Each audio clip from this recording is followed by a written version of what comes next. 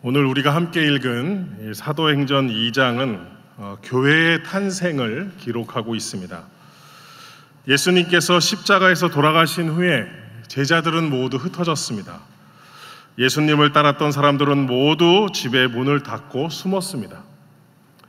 예수님께서는 죽으신 후에 내가 다시 살아날 것이라고 여러 번 말씀을 하셨지만 제자들은 그 예수님의 죽으심만 생각하였고 다시 살아나신다는 그 말씀은 까맣게 잊어버리고 있었습니다.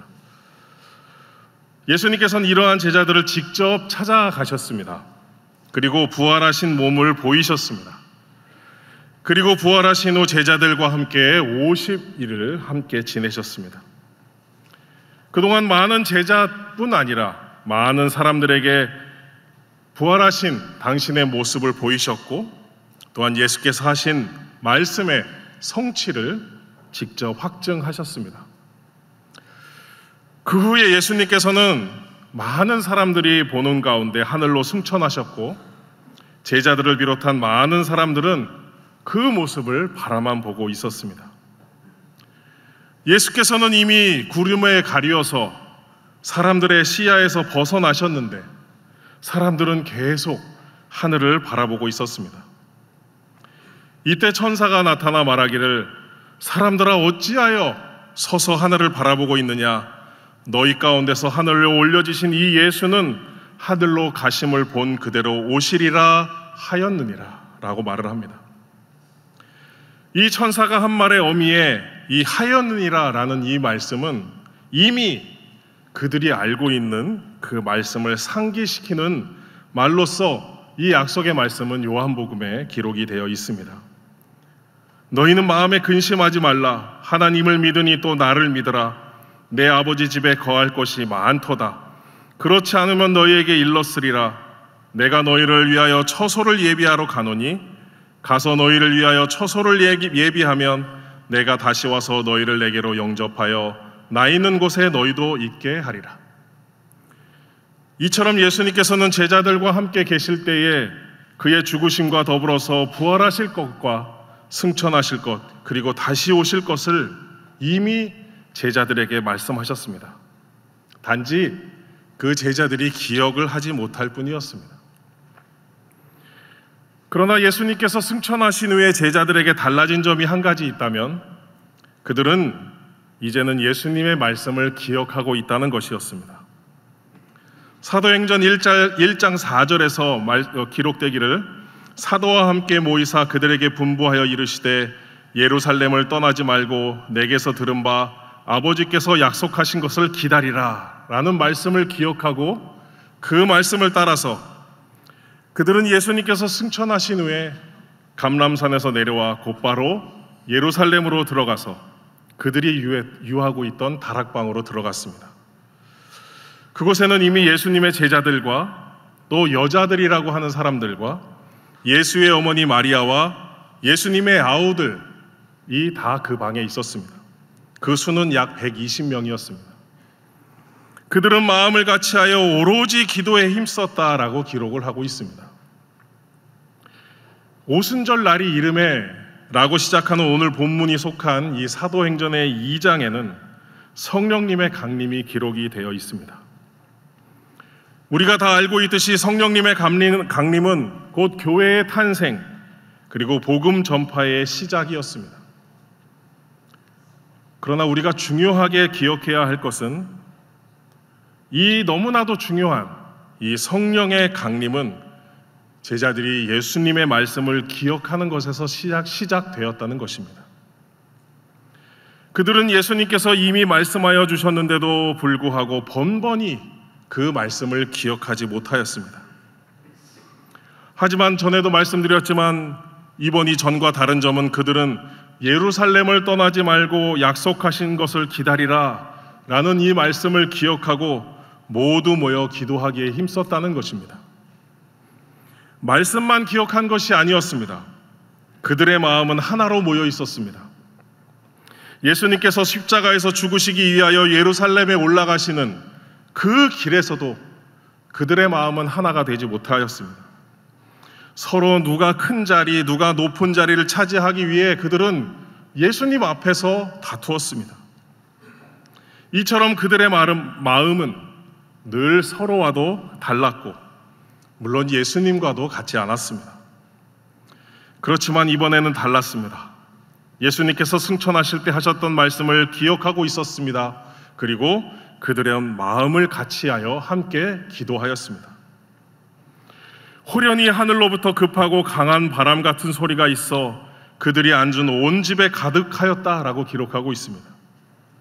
그리고 마치 불의 혀처럼 갈라지는 것들이 그들에게 보여 각 사람 위에 하나씩 임하여 있더니 라며 성령의 강림을 기록하고 있습니다. 이 문장은 매우 중요한 문장이지만 오늘의 본문이 아니기 때문에 다음 기회에 한번 자세히 풀어보도록 하겠습니다. 하지만 중요한 것은 이 혀로 번역된 이 단어가 언어라고 번역이 될 수가 있고 그것이 그들의 머리 위에 하나씩 내려와 앉아 있었다라는 것이 이 문장의 직역입니다. 그들이 이렇게 다 성령의 충만함을 받고 성령의 말하게 하심을 따라 다른 언어들로 말하기 시작하였습니다. 지금 이 예루살렘에는 오순절 혹은 칠칠절이라는 절기를 지키기 위해서 이 성경에 경건한 유대인이라고 기록된 많은 디아스포라 유대인들이 모여 있었습니다. 이들이 예루살렘에 모여 있었던 것은 우연이 아니야 하나님의 계획에 따른 것이었습니다. 이처럼 다양한 지역과 언어를 사용하는 사람들이 이 한자리에 모여 있었기에 성령의 임재를 통해 각기 다른 언어로 복음을 전하는 이 사건은 복음이 전 세계로 퍼져나갈 준비가 되었음을 상징적으로 보여주는 사건이었습니다. 이렇게 성령이 임하시고 예루살렘엔 교회가 세워졌습니다. 베드로가 사람들 앞에 일어나 그리스도의 부활을 증거하였습니다. 그러니 수많은 사람들이 회개하고 부활하신 주님을 믿게 되었습니다. 그리고 그들은 4가지 일을 했다라고 기록하고 있습니다. 그들은 사도의 가르침을 받아 서로 교제하고 떡을 떼며 오로지 기도하기를 힘쓰리라 라고 기록하고 있는데요, 이 문장을 보면 사도의 가르침을 받고 교제하고 떡을 떼고 오로지 힘쓴 것은 기도하였다라는 것처럼 보이지만 이 문장을 직역을 해서 보면 그들은 사도의 가르침을 받는 것과 교제하는 일과 떡을 떼는 일과 기도하기에 오로지 전념하였다라고 하는 것이 바로 원문의 해석입니다. 그러므로 이들은 성령을 받은 후에 4가지 일에 모두 전념하였다라는 기록이죠. 이 43절의 말씀은 거기에 있었던 사람들, 즉 예수께 돌아온 사람들이 두려워하고 있었다라고 기록하고 있습니다. 그들이 두려워한 이유는 사도들을 통하여 많은 기사와 표적이 나타났기 때문입니다. 이 문장을 직역을 또 한번 해보겠습니다. 그리고 모든 영혼에게, 모든 사람에게 두려움이 오고 있었다. 그리고 많은 기사와 표적들이 사도들을 통하여 행해지고 있었다라는 것이 바로 직역입니다. 두려움, 여기서 이 두려움은 단순한 공포가 아닙니다. 하나님 앞에서 느껴지는 이 경외심과 또한 이 경외감을 나타내는 뜻입니다. 사도들을 통하여 일어나는 그 놀라운 일들을 보며 사람들이 이것이 하나님의 능력임을 인정하게 되었다라는 뜻입니다. 그리고 사도들을 통하여라는 표현입니다. 사도들로 말미암아라고 우리 성경에는 기록이 되어 있지만 단어의 원래 뜻은 사도들을 통하여라는 뜻입니다. 기사와 표적이 일어난 주체는 사도들이 아니라 사도들을 사용하시는 하나님이시며 이 사도들은 그 도구에 불과하지 않는다라는 것을 명확히 하고 있습니다. 믿는 사람이 다 함께 있어, 이 뜻은 그들이 늘 함께 모여 있었다라는 뜻입니다. 즉 일주일에 한 번만 모인 것이 아니라 그들은 매일 같이 있었다라는 말씀입니다.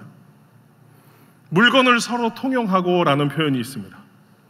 서로의 물건을 통용했다라는 것은 내 것에 대한 소유권을 포기했다라는 의미하는 것이 아니라 소유에 대한 태도가 변화했음을 보여주고 있는 것입니다. 즉 이것은 내 것이라는 그 의식에서 벗어나서 우리 모두의 것이라는 이 공동체적인 의식을 가지고 도움이 필요한 형제 자매를 위해 기꺼이 자신의 것을 내어주는 그러한 사랑의 실천이자 자발적인 나눔을 나타내는 말씀입니다. 그리고 그 가운데 서로의 필요를 채워주는 그 기쁨이 충만한 상태를 표현하는 문장입니다. 그리고 이어지는 말씀인 46절을 한번 직역하여 보겠습니다. 그리고 날마다 그들은 꾸준히 계속하면서 한 마음으로 성전에서 그리고 집집마다 떡을 떼면서 음식을 먹었다. 기쁨과 마음의 순수함으로. 날마다, 전에도 말씀드렸죠. 초대교회 성도들의 신앙 활동이 매일매일 지속되었음을 또한 강조하고 있습니다. 그리고 그들은 공적 예배 장소인 성전과 또한 사적인 공간인 서로의 집을 오가며 생활을 영유하고 있었습니다. 성전에서는 주로 기도와 가르침을 받았고 집에서는 친밀한 교제와 식사를 나누었습니다. 한 마음으로라는 단어가 있지요. 한 마음으로 다락방에서 기도하던 그 모습, 그 교회의 연합된 모습, 그 공동체의 모습을 보여주고 있는 단어입니다. 기쁨과 순수한 마음으로 형식적이나 의무적인, 오늘은 저쪽 집에서 했으니까 내일은 우리 집에서 해야 되겠다, 이런 형식적이거나 의무적인 식사가 아니라 진심에서 우러나오는 기쁨과 순수한 마음으로 그들은 교제했다라는 것을 나타냅니다. 이제 마지막 절인 47절도 직역하여 보겠습니다.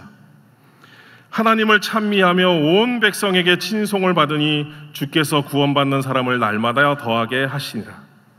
이것을 직역하면요, 찬양하면서 그 하나님을, 그리고 은혜를 가지면서 그 모든 백성을 향하여, 그리고 그 주님께서 더하셨다. 그 구원받고 있는 자들을 날마다 그 한 곳에. 좀 이상하죠? 어순이 우리와 좀 틀려서 그렇습니다. 이 문장의 의미상의 핵심을 한번 짚어보겠습니다. 이 모든 것들, 이 중요한 동사들이 다 미완료 용법으로 쓰여 있습니다. 우리가 언어를 배울 때 아시죠? 미완료, 이것은 다 완료되지 않은 상태를 나타낼 때 쓰는 말입니다. 찬양하면서, 가지면서, 더하셨다, 이런 동사들은 모두 일시적으로 한 번 딱 끝난 것이 아니라 계속 지속해서 반복적으로 일어났다라는 뜻을 강조합니다. 이 중요한 것이 또한 은혜와 칭송입니다.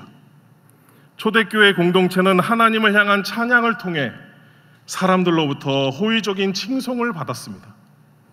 즉 그들은 올바른 신앙생활이, 그들의 신앙생활이 이 사회적으로도 인정을 받고 있었다라는 증거입니다. 그리고 구원받고 있는 자들이라는 표현입니다. 이미 구원받은 자들 혹은 구원받을 자들, 이런 표현이 아니라 구원을 받고 있는 자들을 날마다 더하셨다라고 기록하고 있는 것입니다. 이것은 구원받고 있는 과정에 있는 사람들을 의미합니다. 그리고 또한 주님께서 날마다 새로운 사람들을 이 공동체에 더하셨다라는 그러한 상황을 생생하게 전달하기 위하여 그러한 표현을 사용하셨습니다. 당시 예루살렘 교회의 성도들은 하나님을 향한 경외심, 두려움을 가지고 하나님을 찬양하면서 모든 백성에게 칭송을 받고 있었습니다. 그리고 그들로부터 또한 그들을 그런 마음으로 바라보았습니다. 오늘의 말씀이 중요한 이유는 그들은 어떠한 세상을 향한 구제나 선한 일을 함으로써 그들에게 칭송을 받은 것이 아닙니다. 하나님을 찬양하는 일, 하나님을 경외하며 섬기는 일로 인하여 세상 사람들, 곧 모든 사람들에게 칭송을 받았다라고 기록하고 있습니다. 이 말씀을 받은 우리는 알아야 합니다.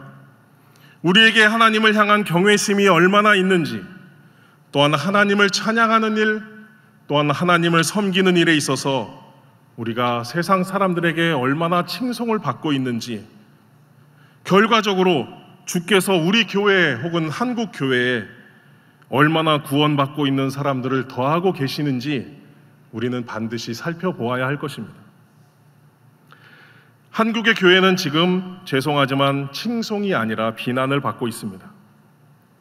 혹자들은 이러한 비난에 대하여 말하기를 한국 교회가 얼마나 좋은 일, 선한 일을 많이 하는데 사람들이 그거를 모르고 비난하는 것이다 라고 말을 합니다. 물론 일부 맞는 말씀입니다. 그렇지만 오늘 본문의 말씀에 비추어 본다면 그 하고 있다고 주장하는 그 선한 일과 우리가 비난받는 일과는 전혀 상관없는 이야기라는 것을 우리는 알 수 있습니다. 오늘 이 시간에는 특별히 지난 여름 동안 각 나라에 나가서 하나님의 복음을 전한 사역을 함께 나누는 귀한 시간입니다. 그렇다면 우리가 복음을 전하는 목적은 무엇입니까? 물론 예수님께서 승천하시기 직전에 우리 모두에게 주신 그 사명을 감당하기 위함인 줄로 믿습니다. 그렇다면 그 복음이 전하여지는 곳에는 어떤 일이 일어나야 하겠습니까? 당연히 오늘 본문에 기록된 일들이 일어나야 할 것입니다. 그렇게 하기 위하여는 우리가 먼저 하나님을 경외하는 믿음을 잘 가져야 할 것입니다. 하나님 앞에서 경고망동하지 말고 당시 사도들처럼 자신들은 그저 하나님의 통로에 지나지 않는다는 것을 철저하게 깨닫고 또한 쓰임받는 것에 대한 감사의 마음을 가져야 할 것입니다. 그리고 복음을 받은 우리는 우리들 안에 먼저 친밀하고 기쁨과 순수한 교제가 일어나야 할 것입니다. 함께 떡을 떼는 일도 형식적이고 마지못해 하는 것이 아니라 그리스도께서 우리와 함께 떡을 떼신과 같이 우리도 같은 마음으로 그렇게 해야 할 것입니다. 그리고 형제의 형편을 살펴주는 그러한 기쁨을 누릴 줄 알아야 할 것입니다. 우리가 자주 찬양하는 그 찬양 중에 이러한 가사가 있습니다. 우리는 가난하나 남을 부욕해 하는 자로다. 자신의 형편을 먼저 살피고 그리고 나서 형제의 형편을 살피는 것이 아니라 자신이 열심히 일하여 얻은 것으로 형제의 형편을 살피는 것, 그리고 그 안에서 진정한 기쁨을 누리는 그 성도의 삶이 우리 안에서 나타나야 할 것입니다. 그리고 하나님을 진정으로 찬양하는 일이 일어나야 합니다. 우리가 우리를 구원하신 하나님의 은혜를 찬양하는 것은 마땅히 해야 할 것입니다. 그런데 오늘 말씀을 보니 우리가 하나님을 찬양하고 마땅히 해야 하는 것인데도 불구하고 또한 하나님을 경외함으로 섬기는 그 모습을 세상이 보고 우리를 칭송한다라고 기록하고 있습니다. 역설적으로 한번 생각해 보겠습니다. 세상이 우리를 비난하는 이유는 하나님을 경외하지 않고 진정으로 하나님을 찬양하지 않기 때문인 것으로 우리는 생각해 보아야 할 것입니다. 부디 오늘 주신 말씀을 묵상하시는 가운데 주님께서 주신 사명인 땅끝까지 복음을 전파하는 이 사명을 점검하시고 우리의 생활 가운데 성도의 교제와 또한 하나님을 섬기는 신앙이 얼마나 세상으로부터 칭송을 받고 있는지 또한 점검하시고 복음을 받은 교회의 사명을 다하시는 귀한 한 주간이 되시기를 우리 주님의 이름으로 축원합니다.